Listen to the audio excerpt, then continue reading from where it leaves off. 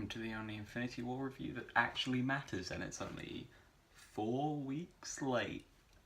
Hey.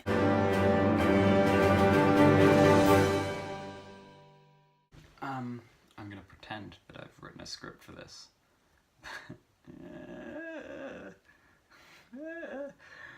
No, I'm far too lazy for that. It is 10:30 on a Wednesday when I'm filming this.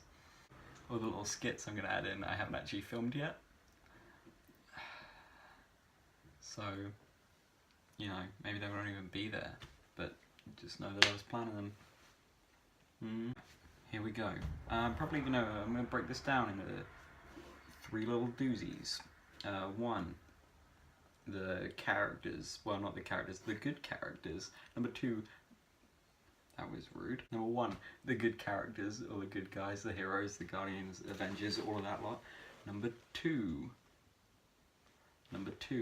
Thanos, good old Thanos, and the Black Order lumped in as well. You know, the bad guys, good guys, bad guys. It's a solid thing. And number 3, my overall thoughts on the film.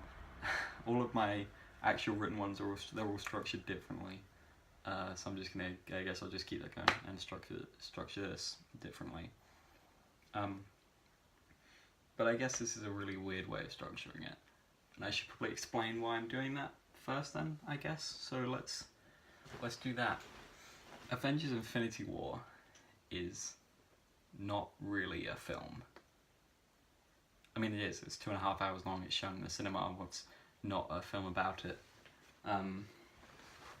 But in the way it's kind of presented, it's more akin to something like a season finale of a TV show, or a mid-season finale even, with the whole cliffhanger and everything. This film does not work on its own. If you've maybe just seen Avengers 1 and 2 and Guardians of the Galaxy, you could maybe get away with watching this, but if you've not seen any Marvel films, or you saw, I don't know, Captain America the Winter Soldier, which is the best one in cinemas in 2012.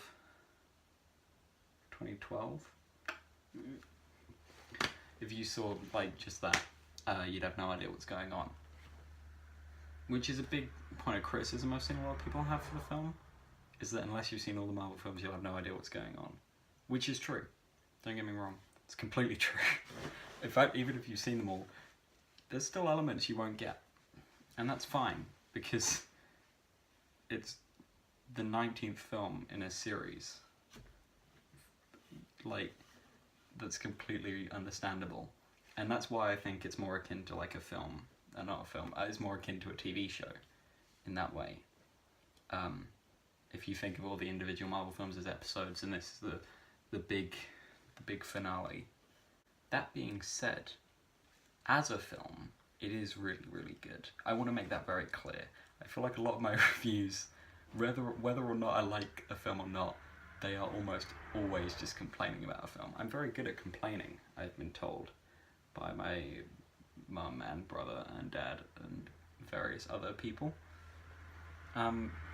So I want to make it very clear, I really enjoyed the film, like I said. Or did I say it?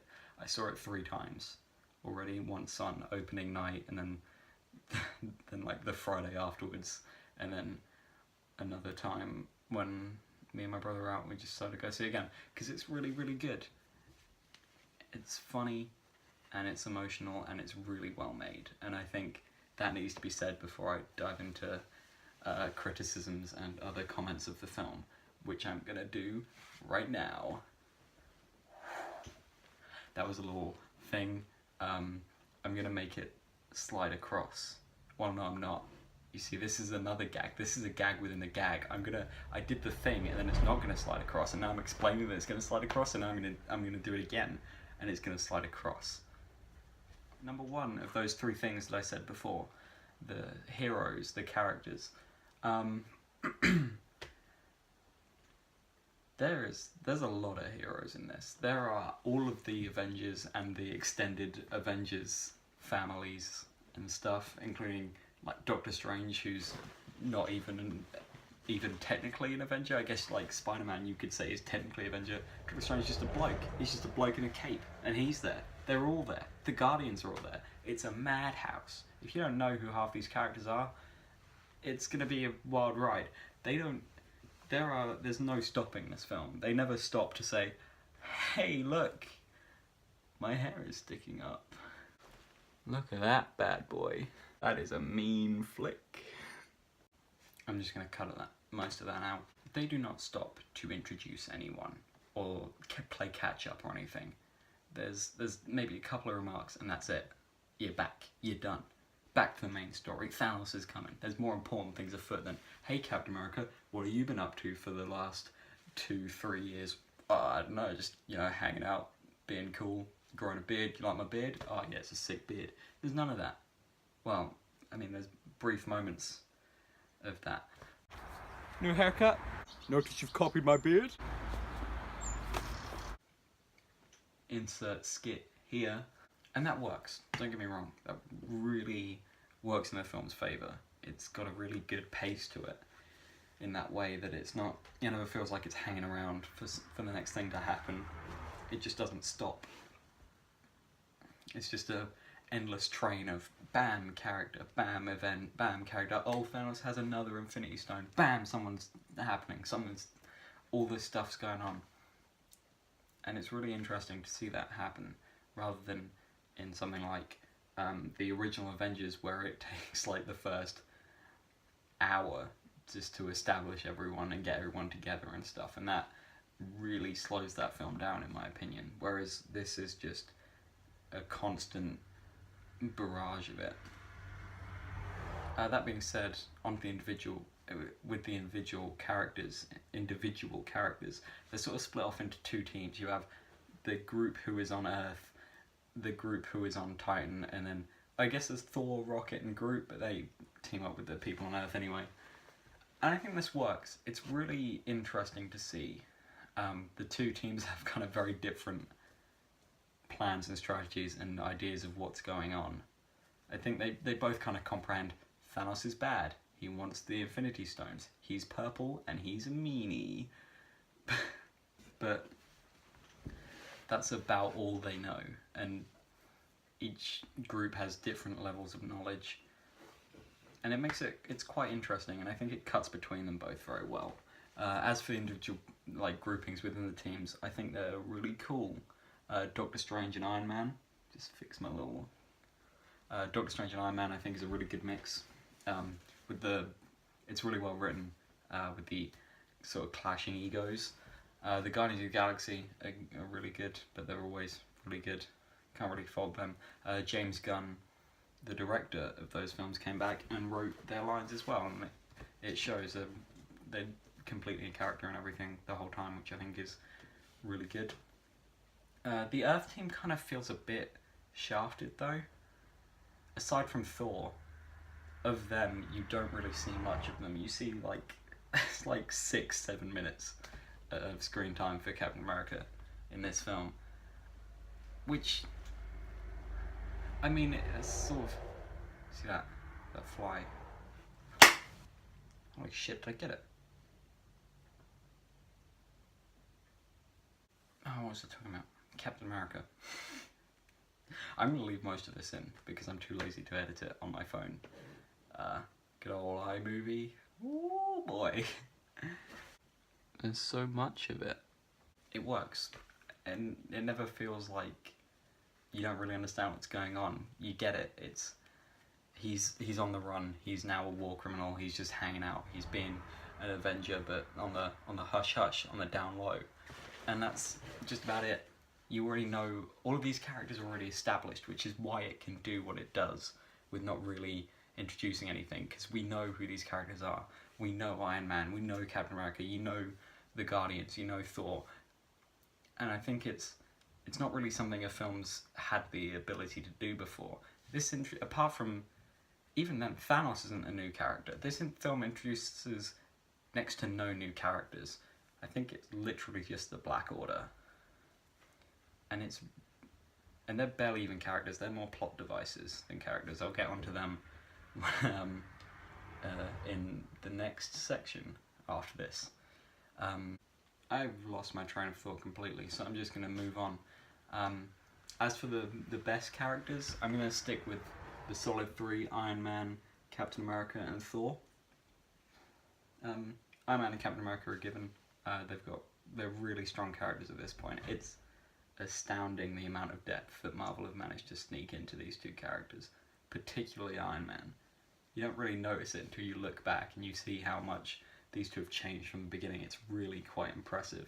And as for Thor, if you've seen the film, you know he does bits. You know, he shows up, bam, dead.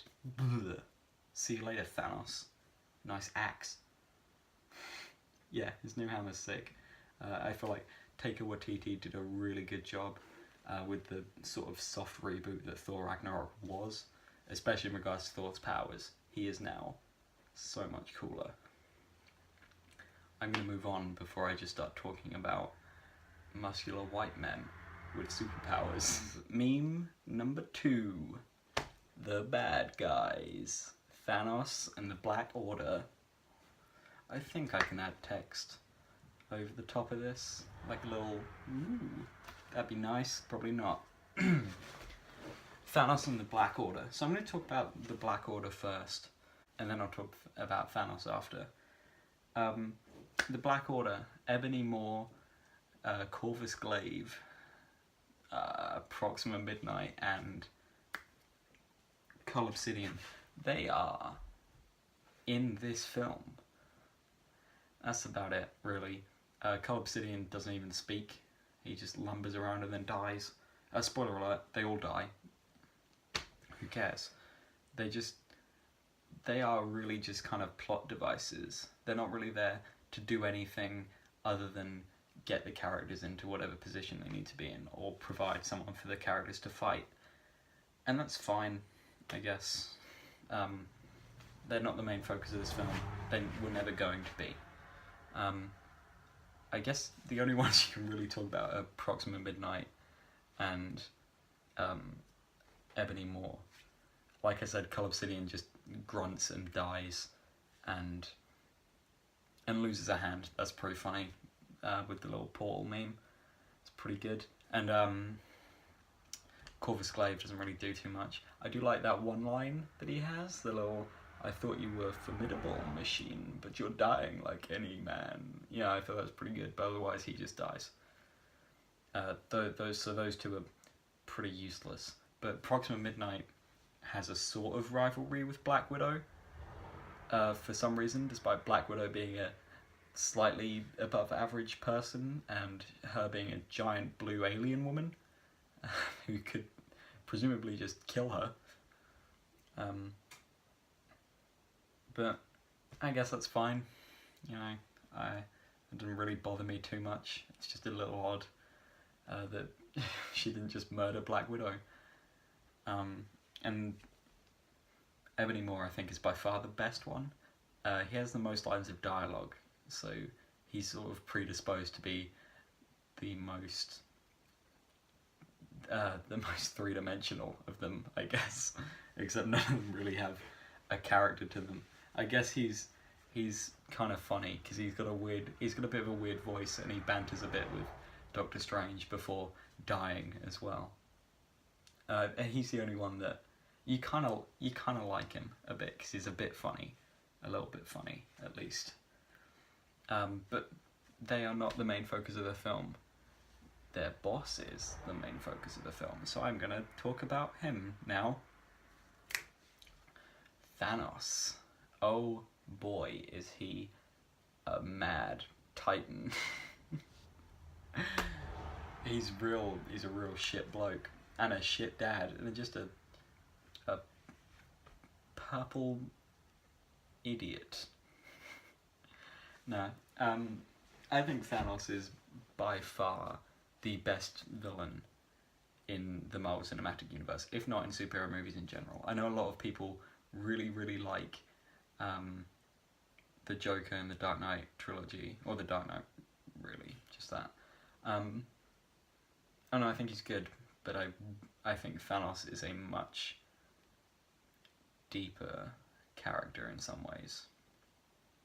I don't really like The Dark Knight. I say this a lot.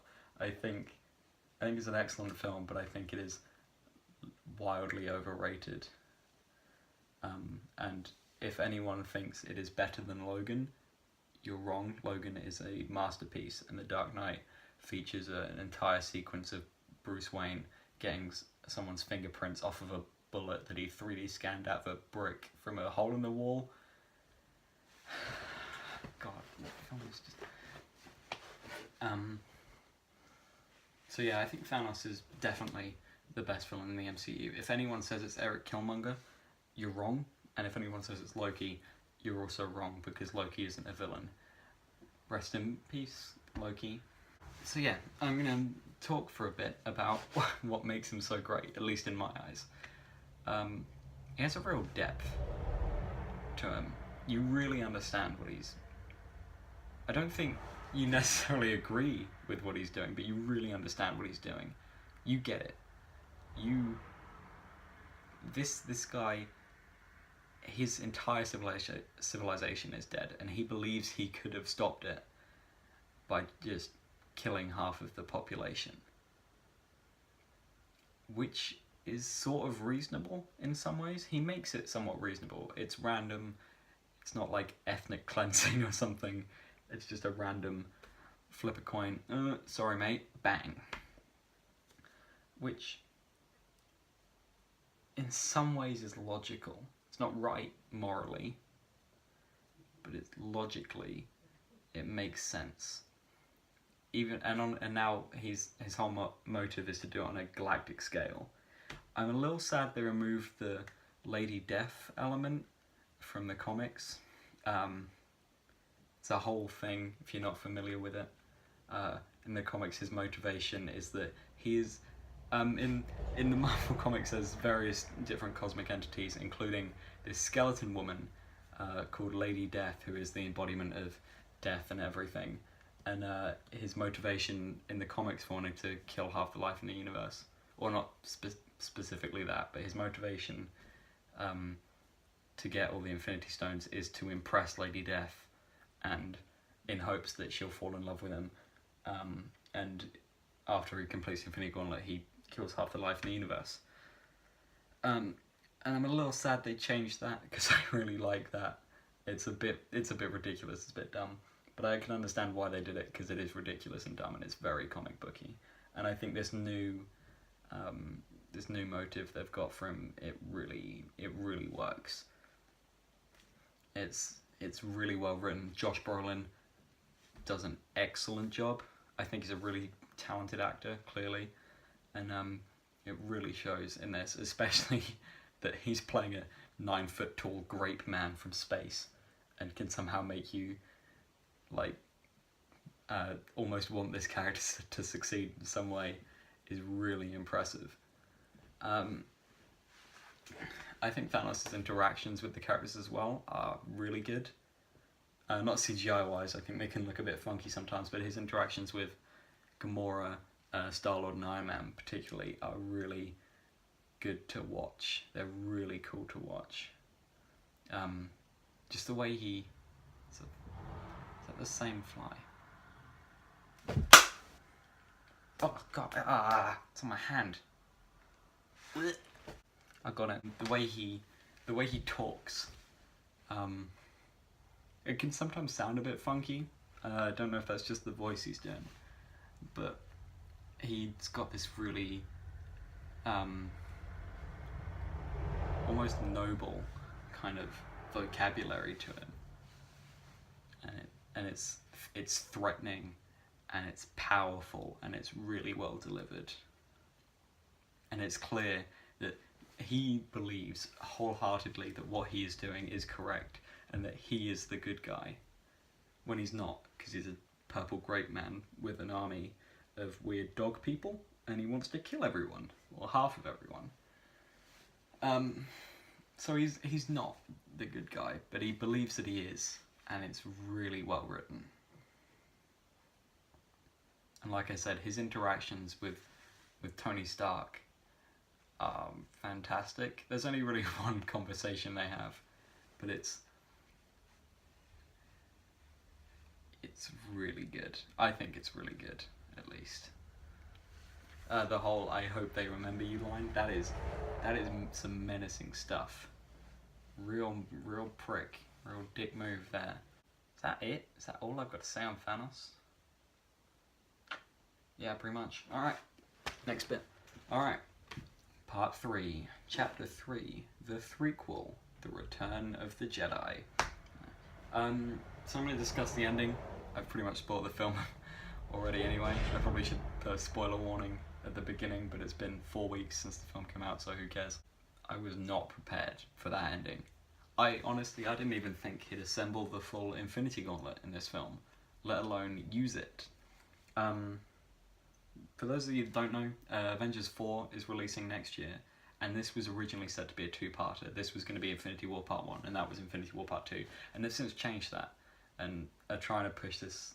The Avengers 4 will be a separate film. It will obviously be them dealing with this, but it's not just a Part 2.